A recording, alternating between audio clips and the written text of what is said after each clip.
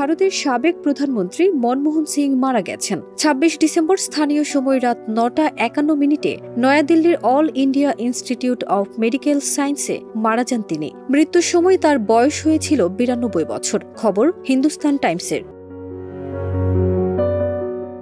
প্রতিবেদনে বলা হয়, বেশ কিছুদিন ধরে শ্বাসকষ্টজনিত সমস্যায় ভুগছিলেন মনমোহন সিং। শারীরিক অবস্থার আকস্মিক অবনতি হওয়ায় বৃহস্পতিবার স্থানীয় সময় রাত ৮টার দিকে হাসপাতালে নেওয়া হয় তাকে। সেখানেই চিকিৎসাধীন অবস্থায় মৃত্যু হয় তার।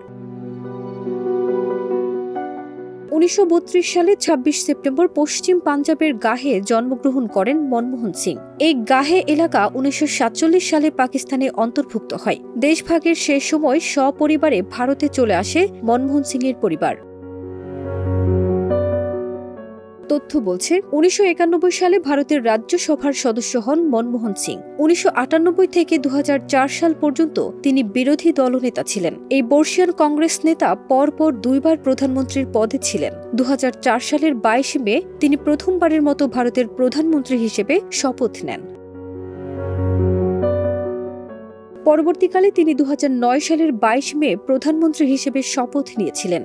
ভারতের বিশিষ্ট অর্থনীতিবিদের মধ্যে একজন মনমোহন সিং। দেশটির রাজনীতিতে তার পদার্পণ রাজ্যসভার সদস্য পদের বড় ভূমিকা রয়েছে। ফারজানা নিকিতা, দেশ রূপান্তর।